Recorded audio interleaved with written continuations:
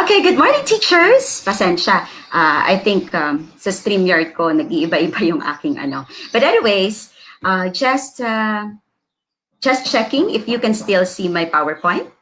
Can you see it?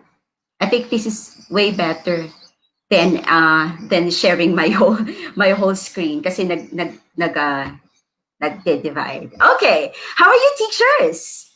Again, as I mentioned earlier, thank you very much for watching our different live sessions here at Teacher Leader.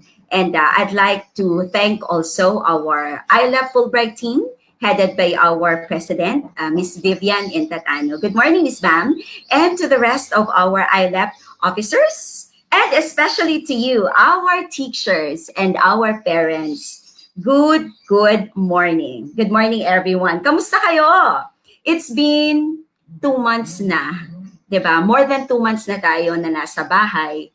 And of course, we are learning from the different webinars offered by different organizations, by different groups, by publishing companies. And for us here at iLab Fulbright Dai, it is our way of giving back to our community, to our public service here by sharing what we can share to our fellow teachers and, of course, also to our parents.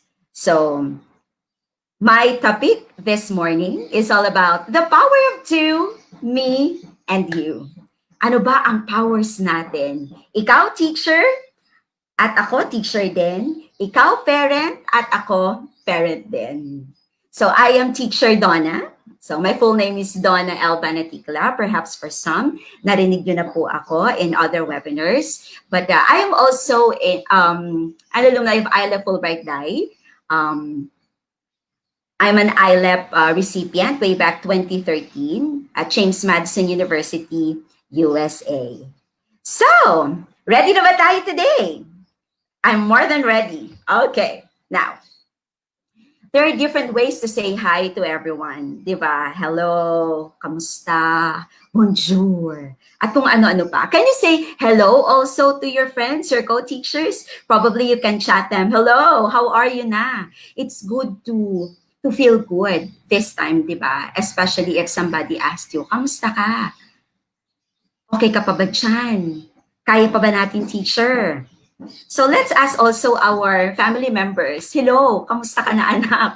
Kamusta ka na asawa? Kamusta ka na kapatid? Kamusta ka na nanay at tatay? Di ba? We perform several roles, and it's also very important to check on the different people around us. And let us also reflect on the roles that we are playing as a teacher, as a parent, as a colleague, as a sister, as a brother, as a mother, or as a father. Okay? Eto. Tuwa ako last night na nakita ko ito. Kinakaya kahit masakit na. Relate ba tayong teachers? Kinakaya ko ang lahat kahit masakit na. Sa workplace, kinakaya ko kahit masakit na. Sa bahay, pag ikaw ay parent at ikaw rin ay isang teacher, di ba? Kinakaya ko ang lahat kahit masakit na. Okay. Nagagawa naman nating pagadahin ng ating mga sarili kahit masakit na, di ba? Naglalagay pa rin tayo ng ating mga pampaganda para mag-appear na tayo ay feeling fresh and looking fresh. Okay. Sige. Eto, teachers. Diba? Palagi nating inaabangan to every month eh. Ang sahod. Minsan sakto, madalas zero. Ay, ayoko namang maging zero. Kahit pa paano, sana meron pa natitira. Okay. Especially sa ating mga private school teachers, no? We feel you po. In the private sector, it's really very difficult this time. But kapit lang tayo, teacher. Kapit lang tayo. This too shall pass. And I know, di ba, at the end, magkakaroon din tayo ng liwanag sa mga darating na buwan. Okay. Eto. I hope this will inspire us teachers. Sabi daw, maliit man ang kita ko bilang guro, ang mahal ko ang pagtuturo. Kahit maliit daw ang ating kinikita, ang mahalaga ay ang pagmamahal natin sa ating pagtuturo. Diba? We teachers, we stayed in the profession because of our love and dedication to the ministry. Diba? Our dedication to mold the young, to educate, to transform their lives. So, yun. May mga schools sa maliit lang ang kita, pero patuloy pa rin. More than anything, it's the fulfillment as a teacher na meron tayo. That's why we keep on holding, di ba? Ito, I have a song for you this morning. It's an old song, but I'd like you to go also. Tingnan natin kung naalala nyo ang kantang ito. Sabi, kamusta ka aking student? Sana ay nasa mabuti ka. Ako'y wag mong intindihin, makakaraos din. Panaginip ko'y laging online. Si ma'am, kahit na dilat aking mata, data, student, kamusta ka? Alam niyo ba yung kantang yon? I know, alam natin yon sa especially mga 90s, di ba? Ang original ay, kamusta ka aking mahal? Pinalitan ko lang ng kamusta ka aking student. Di ba? Kailangan din natin kamustahin ang mga bata ngayon. Ano na kaya ang nangyayari sa mga bata while staying at home for 2 months or more than 2 months na? Ano ba yung mga nagaganap sa mga bata? Psycho-emotional nila. Siguro, from time to time, if meron po tayong chance, let's also check our students. A simple way of saying, kamusta ka, means a lot for the kids. Okay? Nagustuhan niyo ba yung kanta ko? Gawa-gawa ko yung ibang lyrics. Okay, sige. Now, eto, nag-trending din ito. Sabi ni Kim Chiu, bawal lumabas. Diba? Sa classroom may batas. Bawal lumabas o bawal lumabas. Pero pag nag-submit ka, ay pwede na pala. Ano yan sa rules na sa law na classroom nyo? I'm sure you're familiar with this. Kaya nga teachers, sa ngayon ang mga bata lumabas. Tayo, medyo pwede nang lumabas. Sa amin dito sa Bacolod, GCQ, pwede na kaming lumabas. Pero syempre, there's a sense of responsibility rin kung paano tayo lalabas, no? Okay. Teachers, sa mga bata for the meantime, bawal lumabas. Okay. Magkakaroon tayo ng different scenarios this time, especially with the new normal. And home-based learning ang ating pinupush right now para sa ating mga teachers to be safe and for our kids to be safe also. Malamang mangyayari din ito. Teacher, why are you late? Traffic. But it's an online class. Wala naman sigurong malilate this time, no? Especially for our teachers and for our students. Probably, kapag offline sila, they can still access with the different modes na gagawin natin sa ating class. Okay. Keep calm. There's a paradigm shift going on. This is the new normal. Keep calm.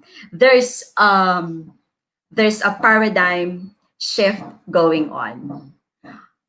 Teka, magulo ba? Siguro may karpentero sa labas namin. Teka. Thank you, Sir Rufo.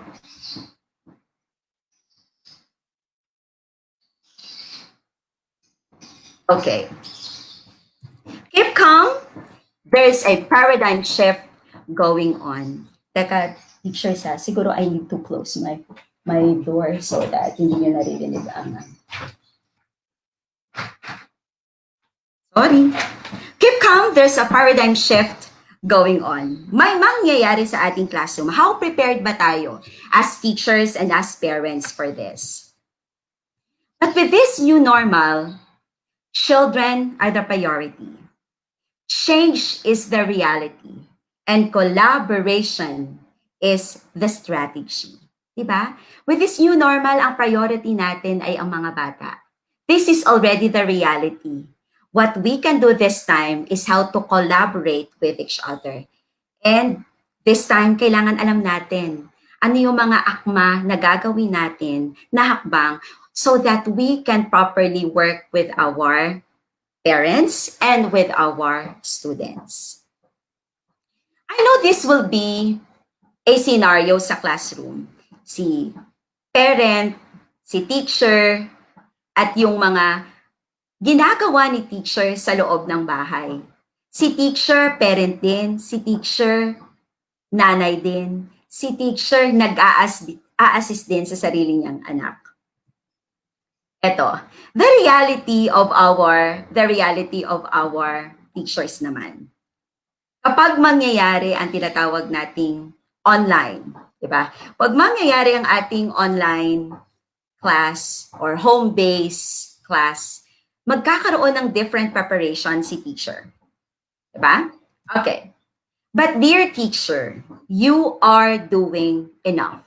You are doing enough. I know. Kasi marami sa atin ay nasa iba't ibang webinars.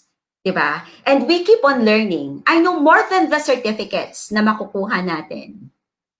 Parami yung certificates na nakukuha natin eh. I think the most important is how we equip ourselves as we embrace the new normal.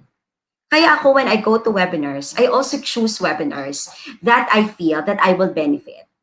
Kasi you are putting your 1 hour there eh. Naglalagay ka ng 1 oras mo para mag-learn. So, ano ba yung ating objective of learning? Siyempre, we wanted to learn something new. We wanted to relearn so that we can apply it sa ating classroom, sa ating virtual classroom, and as assistance also, the assistance that we can give as a collaborator, as a partner with our parents. Okay, ito. I know nakita niya na ito sa Facebook, the parents, the teachers, and the students. Ayaw nating makita na naiiyak ang parents, naiiyak si teacher. Pero mga students ganito, So let us equip ourselves. In the learning process, especially with this new normal, kailangan natin ang help ng ating mga parents as partners. We need them. Child as active learner and teacher as a facilitator.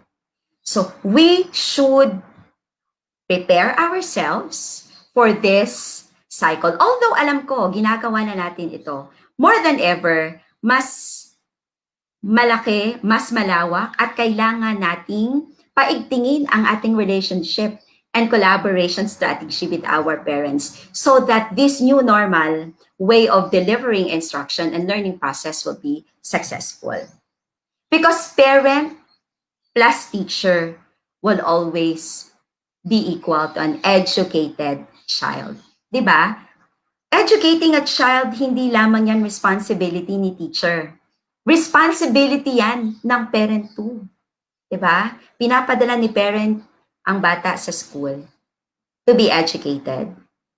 But, mas malaki ang role na ginagampanan ng mga parent natin in educating, especially with the new normal. Parents are the experts on their children. They accumulated a wealth of knowledge about their children as learners. Diba? More than anybody, mas kilala ni parent ang kanyang anak. But the question is, for parents, do you know your child as well as you think you do? Kilala mo ba talaga yung anak mo?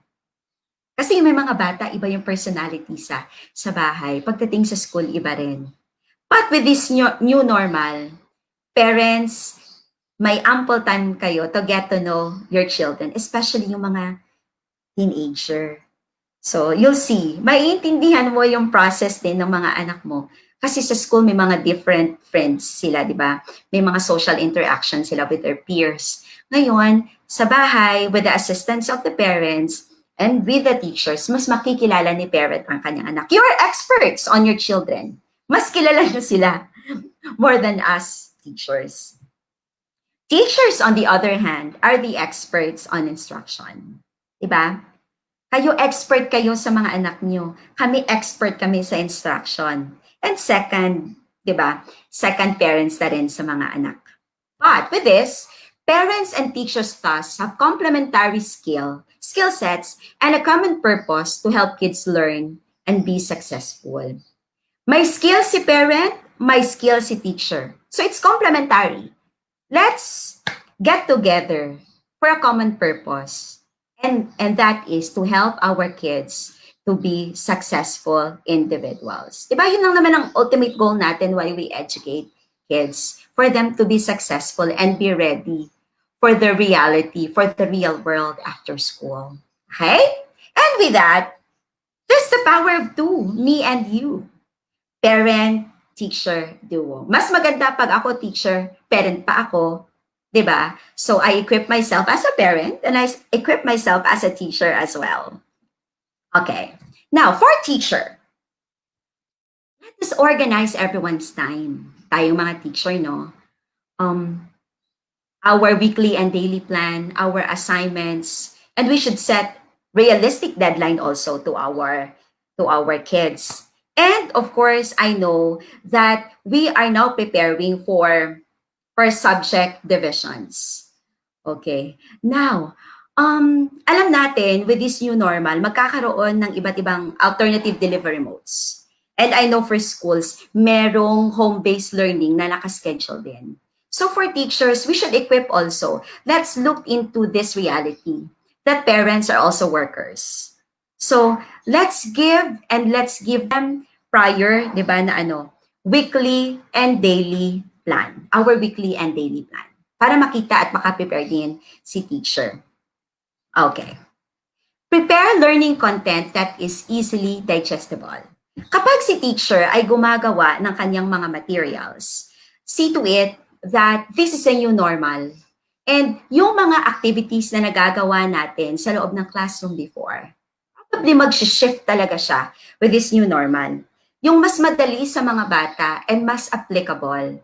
Okay? Yung nagagamit nila at naa-apply nila sa bahay, sa buhay-buhay araw-araw. 'Di ba?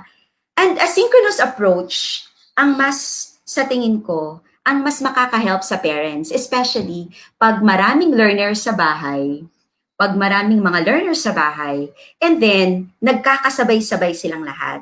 So, kung may mga activity tayo na pwede nating maset for the kids to download it, or maybe yung mga modules na nagagawa natin, easily digestible.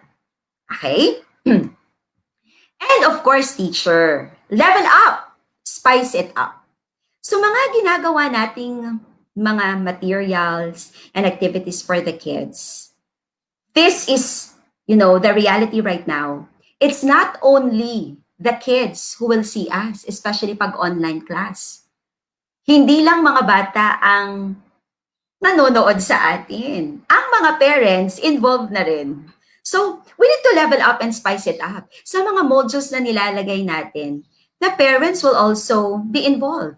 So, let's think creatively, level it up and spice it up. Our materials should be creative so that, let's be creative so that kahit sa bahay, kahit modules yan, napapaisip ang mga bata.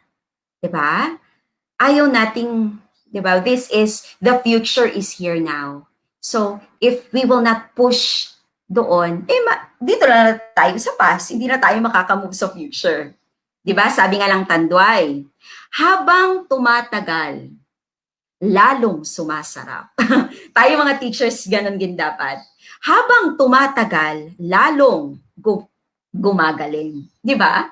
Kasi, pag matagal ka na, pag matagal ka na sa service, masasabi talaga na, the best na ang teacher na ito. Kasi ang tagal niya na eh. With the service, sa tagal-tagal ba naman, namamaster mo na lahat. Diba? 15 years mo nang naituturo yan. Most likely, memorado mo na yan. Kaya habang tumatagal, level up ka dapat. Lalo kang sumasarap sa pagtuturo. Okay? Dapat paganda si teacher sa classroom. Diba? After all, sabi nga ni Dr. Carden sa last niya na session sa atin last Tuesday, sabi, it's our signature. It's our signature as teachers. Ano ba ang gusto mong ma-remember sa atin ng mga bata as a teacher? Kasi it feels good, di ba? It feels good pag sinabi, teacher ko yan. Alam mo, ang galing-galing ng teacher ko na yan. Ang sarap pakinggan, masarap din sa emotions natin. So I experienced yesterday. So may nakasalubong ako na na student ko before. I think nurse na siya ngayon. Pero nang nakita ko siya, na nakita niya ako, yun, 'di ba may mga tayo, naglalagay tayo ng ng mask.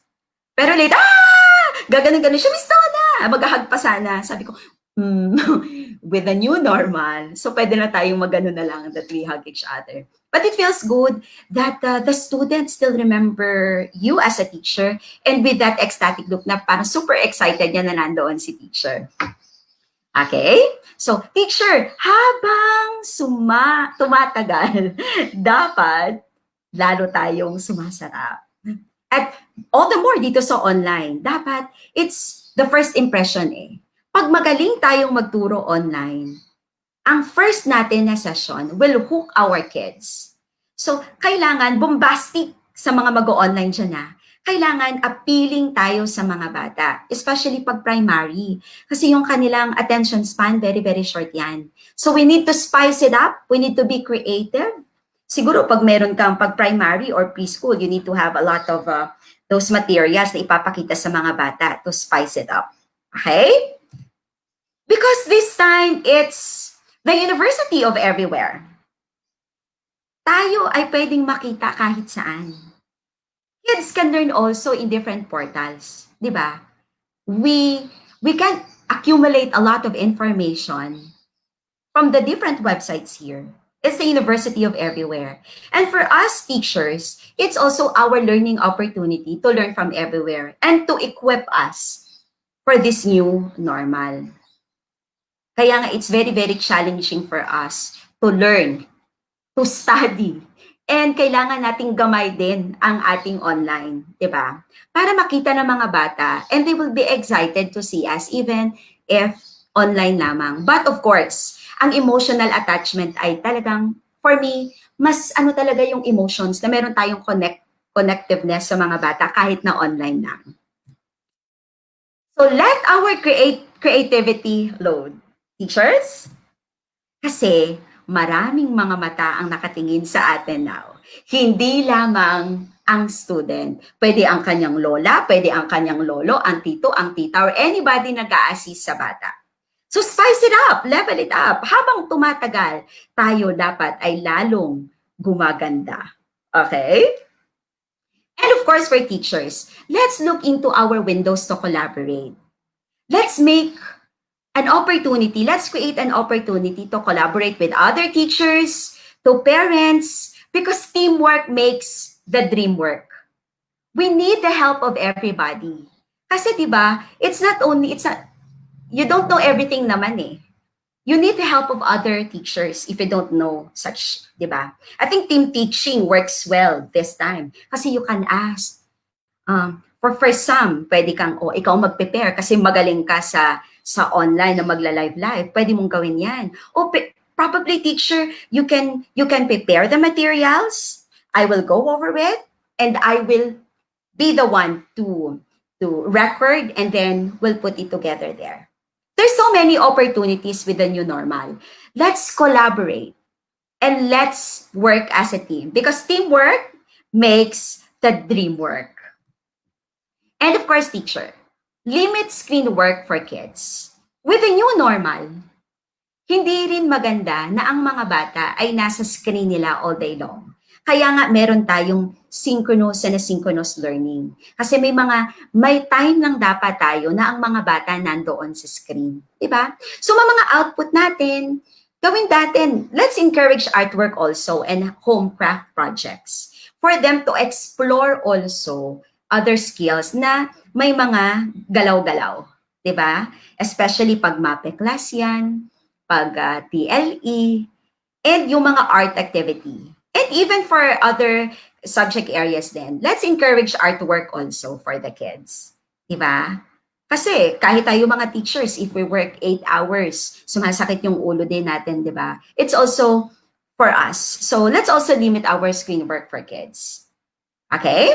Now, and keep parents on the loop. For parents, I know, nang wala pa tayong mga LMS, gumagamit tayo ng mga Facebook. Sa Facebook tayo na nag-group. Facebook group tayo sa chat box and then doon tayo nagko-communicate sa mga parents natin. Okay naman yon. Pero sometimes, yung mga parents natin, kahit gabi na, kahit alas 9, alas 10, nagko-communicate pa rin sila sa atin. So, I think for parents din, no, let's also set a boundary na eto lang sana yung time na pwede nating tayong mag-communicate sa ating mga parents. But for us teachers, it's really very important na we communicate with our parents from time to time. All the more with the new normal. Let's keep parents on our loop. Ang dami-dami natin ngayong way of communicating. Pero I understand sa context ng iba, wala namang online doon, ma'am. Wala ngang cellphone. So, siguro, once a week, baka pwede nating i-check yung ating mga bata or kahit sa kapitbahay, pwede natin sigurong pakiabot ng ating checking din sa kanila that we remember them, especially our parents also. And when we are doing home-based learning and we are putting, diba, like on a live or maybe recorded videos, let kids see your beautiful face. Kasi it's very, very important.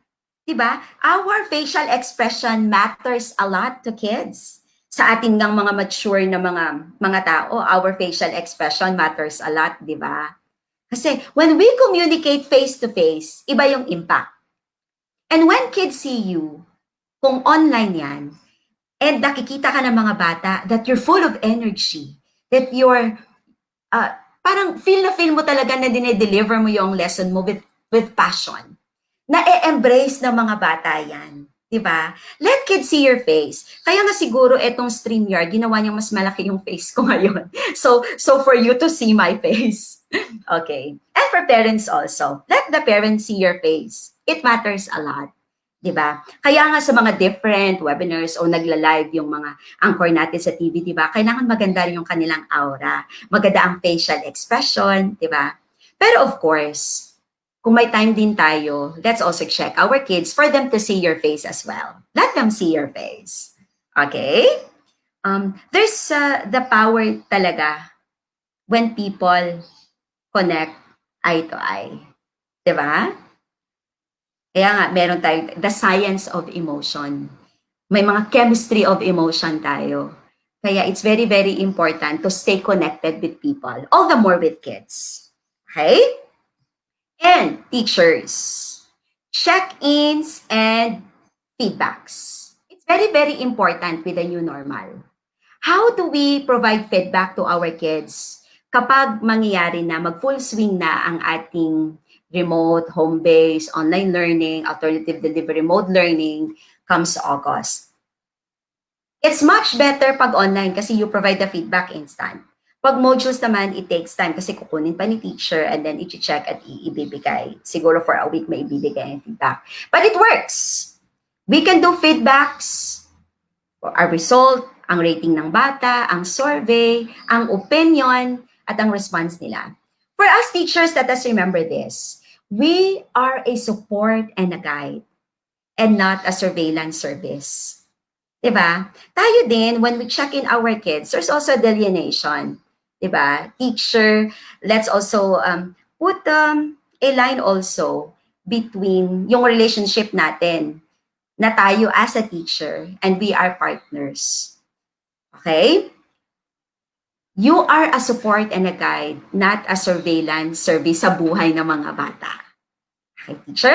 Feedback's very, very important. Like us, tayong mga teacher, we get to know our performance as a teacher through evaluation.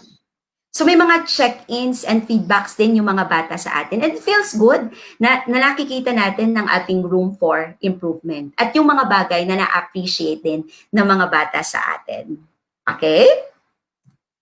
Build self-care, teacher. Always build self-care and social-emotional well-being into your schedule and assignment.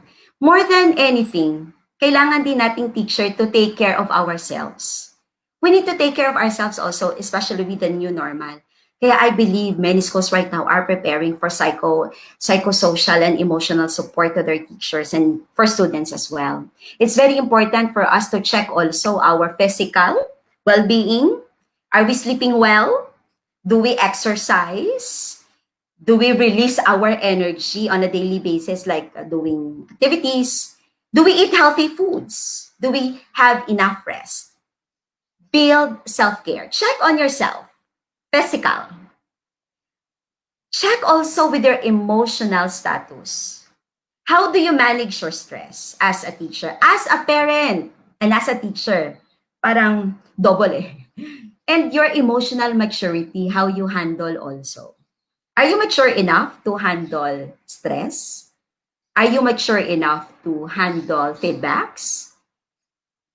And of course, forgiveness, sorry, compassion and kindness. Check into your emotion as a teacher.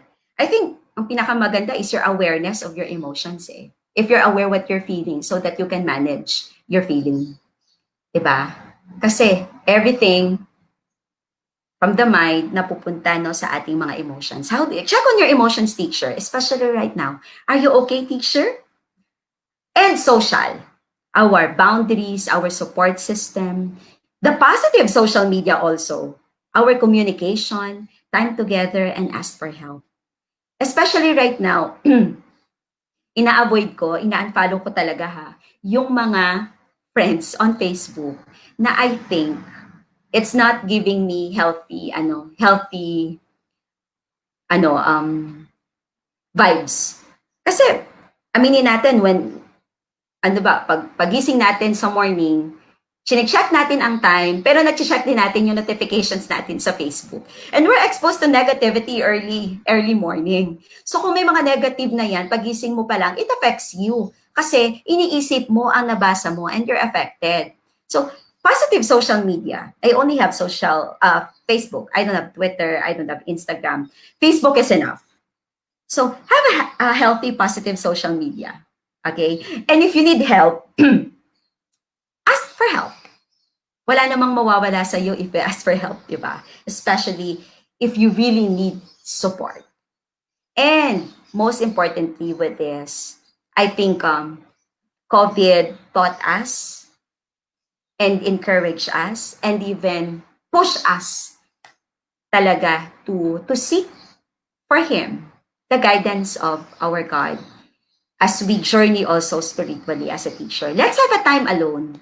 Let's do some meditation. We can do nature connection and maybe a sacred space for us to think over and reflect. Okay? So teacher, always remember, teacher ka nga, pero nanay ka din. So always build self-care and social-emotional well-being into your schedule. So think of those activities that you think will benefit you and the kids as well, and the parents of the kids as well.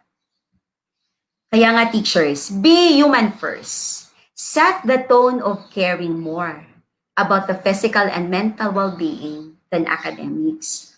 Academics is important, but also let's look into the status also and well-being of our kids. Their physical and mental well-being matters a lot. Especially right now, probably ang iba sa kanila, guardian na ang meron and parents are OFW or kung nasaan man. So let's set a tone of caring also for our learners at home.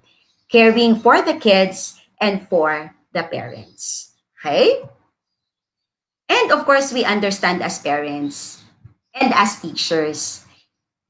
Sa movie ni Amir Khan, di ba? Every child is special. Diba? I know napanood nyo na ito. It's a very, very special movie. Now, yun ay para sa mga teachers. As I mentioned earlier, we need the help of our parents. That's why, sabi ko, on my previous webinars, now we will have a mom academy. We will have a mom academy right now because, di ba, si nanay will serve as an assistant, a support to the learning of the kids. Si parent ay ganun din. We will have a mom academy. So, let's look into this. How are we prepared as parents, as collaborators, and as partners of our school and ours and to our teachers? More than anybody, we need your help, parents. Kailangan namin ang tulong nyo, diba? Kaya, parents, if possible, can we provide a space for our kids to work friendly and quiet space? Kahit maliit lang na area for them to work. May mga bata na okay sila na maraming kalat. Pero may mga bata din that they can work na clean. But work friendly and in a quiet space. Give them an area for them to focus also with the learning that will happen in your house. Access to internet and other resources. Do you have enough access to the modules that will be given to you? Do you have access to internet and other resources? I think we need also to look into this as parents. I know ang ibang mga parents right now, they are preparing already. Magpapakabit ng internet, magkakaroon ng data. And yung iba, bumili pa ng mga bagong laptop, mga cellphone. But sa iba, na walang kakayanan, I know public school system, they are really preparing a lot of modules for the kids for the offline home-based learning. Okay, so let us partner with our teachers. Let's work and ask them for those resources for our kids. And of course, for parents, work on workable schedules and make a plan. This time, before mag-August, let's have a schedule at home. Sa morning, anong oras ba dapat nag-wake up, breakfast, ano ba yung learning time na nila. And of course, let's give also a time for the kids to do some other things for play. Workable schedules and make a plan. I know mga parents ngayon, busy-busy na. Paano ko ba gagawin ito ngayon? How do I make a schedule? Kasi yung bata late na natutulog. And late na rin nagigising. Nag-iiba yung ating body clock, di ba? But I think you still have enough time to do workable schedules and make a plan as we prepare for the new normal, parents. And establish routines, sabay, especially sa mga toddlers, especially sa mga preschoolers and primary kids, they need a routine. Diba? Kailangan natin i-establish ang routine. At sa mga teenager din, what time ba kailangan gumising? Para ma-adapt nila with the new normal na eto pala, I will be on online learning. I will be on working on with my assignments and research. We need to have a routine, establish routines. And don't forget, parents, even kahit nasa bahay sila, kailangan din nila ng break. Have a break. Kailangan ng brain breaks. Tayo ngang mga teachers, di ba? We need to have a break din. Brain breaks are essential for our brains to continue learning. It's very essential.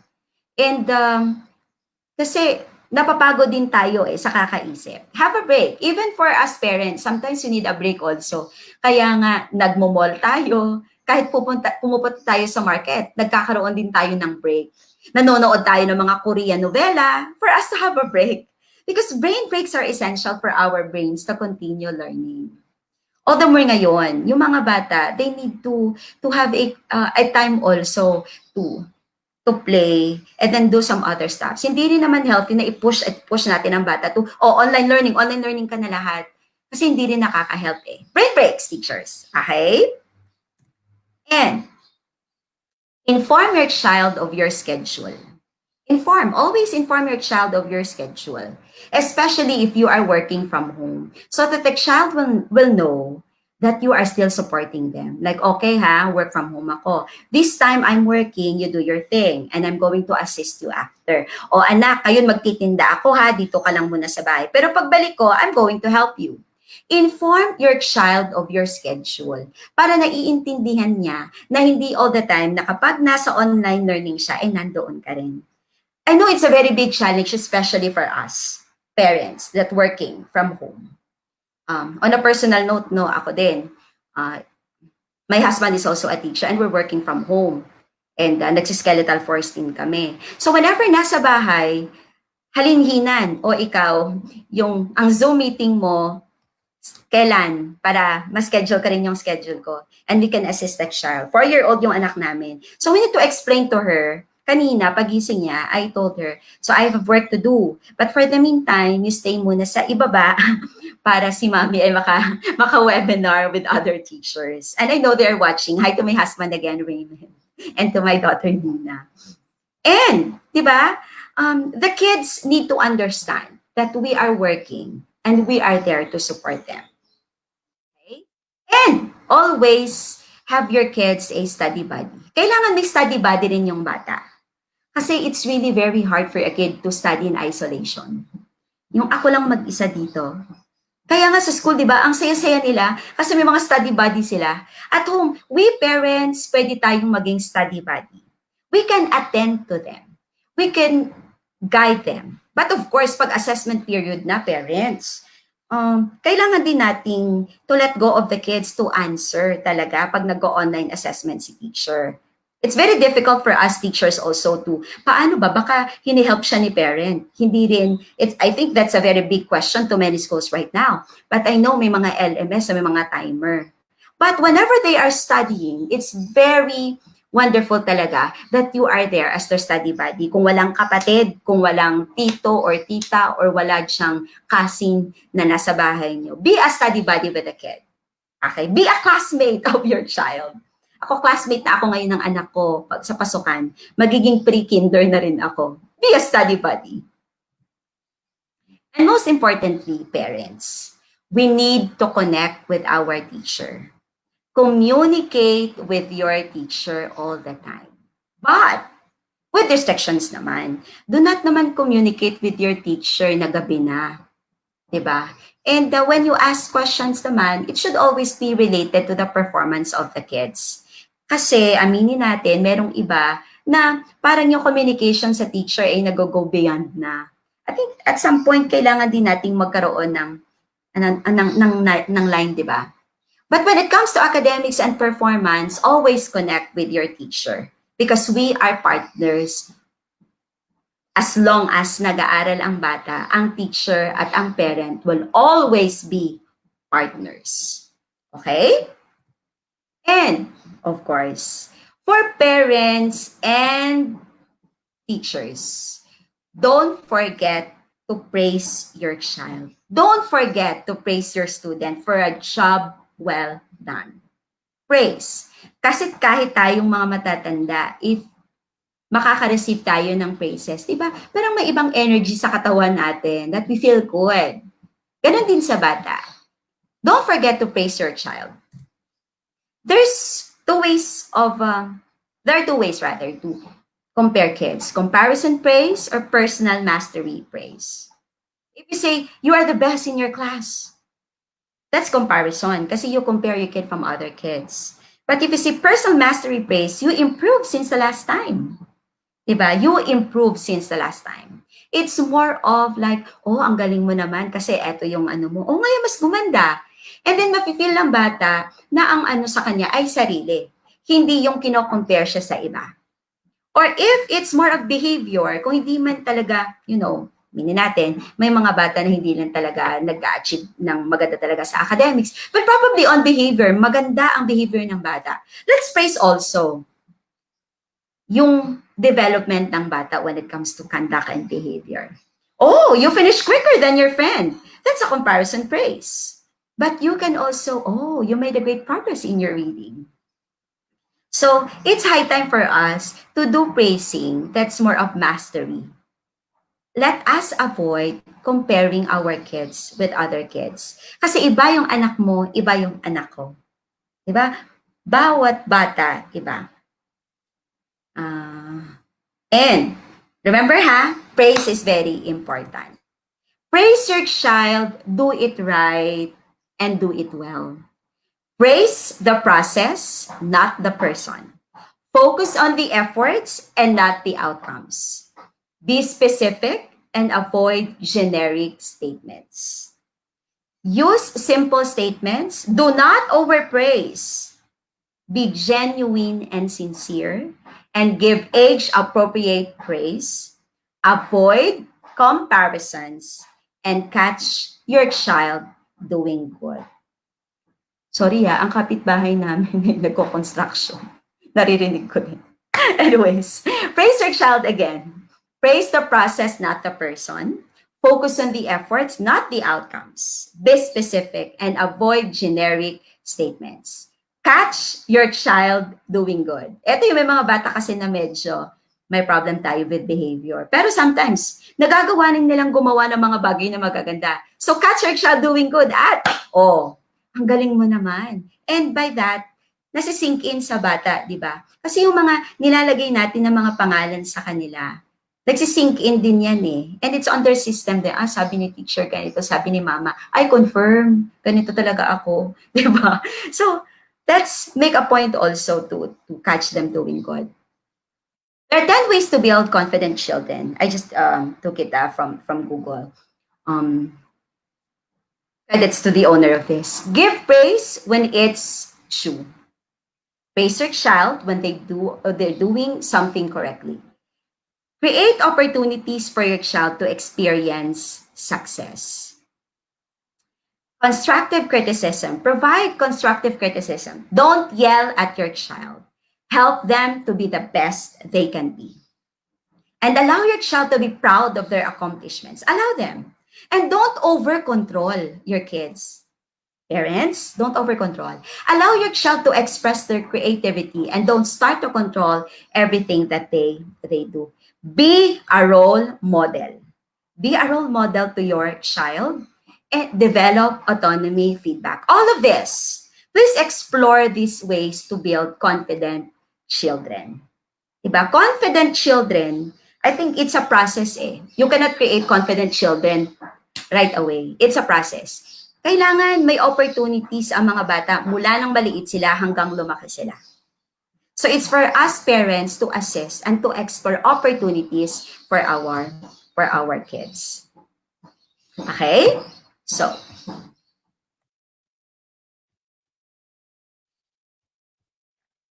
and let me end to this, no?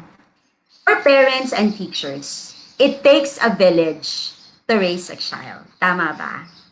Ang pag-educate sa bata ay hindi lamang responsibility ni teacher at the school. It's also a responsibility of everyone around him or her. Diba? Ang bata, hindi lang iisa yan eh. Ang bata, kinikare niya rin ang nanay niya, ang tatay niya, perhaps ang lolo at ang lola niya na identity, and anybody na nagtitake care sa kanya. So in this learning process, let's work together and collaborate together so that we will have a meaningful and successful new normal. Diba? It's the power of two. Me and you as a parent, and kami as a teacher.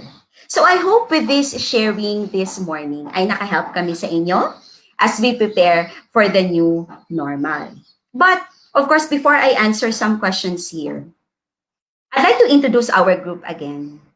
Our group is the International Leaders in Education Program, Distinguished Awards in Teaching for International Teachers. It is under the Fulbright Commission in the Philippines. And I'll just have a short overview for everyone to know us. So it's Fulbright Philippines.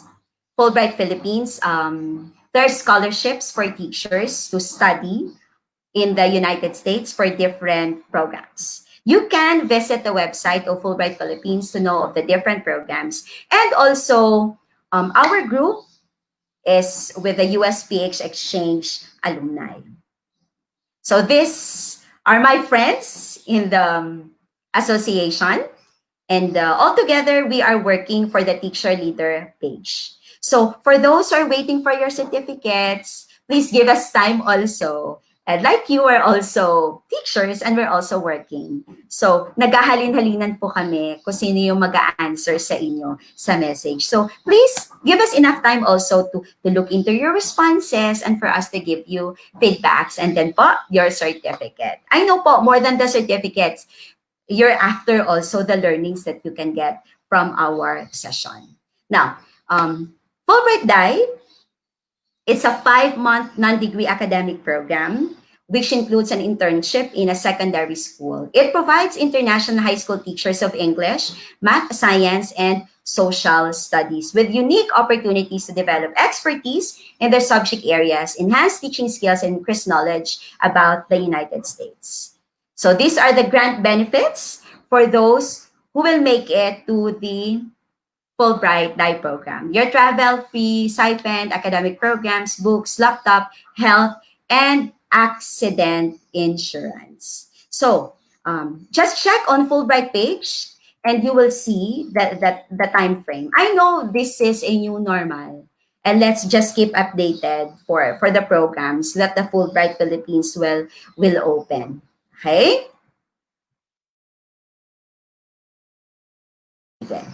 Now, with that, of course, qualified primary, this time for the Fulbright DIE, kailangan may 5 or more years of classroom experience. Pwede rin guidance counselor, pwede rin yung mga librarian, curriculum specialist, and special education coordinators. Okay? So, of course, dual citizens or US residents are not eligible. So you will get, you will take, a proficient written spoken English TOEFL. Okay? And again, with this teacher leader page, I am the last speaker for this session, for this webinars. But we are going to resume our webinar sessions comes June. So by June po, we will have Teacher Leader Virtual Session 2.0 and it will be every Saturday po. So we will put on our page for the date, who will be the speaker, and for our time frame po, and for the different sessions that we will be giving you for free here in Teacher Leader page. So I'd like to thank everybody for being with us, especially yung aming mga friends talaga, and coming from different parts of the Philippines. Okay, I think there are some questions. I'd like to get this one, siguro it's more of ang kanyang natutunan, takeaways. Open communication with the teacher of our children and strong collaboration of teachers and parents are essential keys in the success of our children's learning in this new normal and education. That's from Miss Margie Magnaye from De La Salle, Lipa. Yes po. Yes. And of course, I'd like to shout out to our teachers from El Salvador, Nangka, Marikina, Matatalahib, Tarlac, Marinduque, viewer from Vancouver, Canada, Batangas, Digo City, Cagayan de Oro Division, Legazpi Albay, Arellano High School, Raha Suliman Science and Technology High School, Colegio San Agustin Bacolod, De La Salle pa. Hi, Miss Heidi. And from our from our friends also, teka, tinitingnan ko rin. From Sir Simon Mallorca, sir, good morning. Thank you again for watching.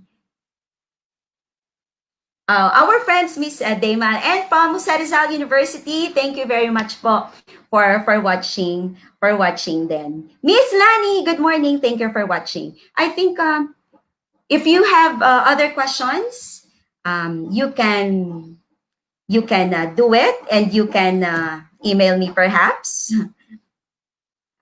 This is my email for this, and I know this will be a new normal, and we are all right now tinitingnan natin kung ano yung mga preparations. But one thing is for sure, if we are open for this new normal and our self, diba? We are emotionally ready. We are physically ready, spiritually ready. I think it's one way also of preparing and embracing the new normal. Wala namang change na hindi mahirap.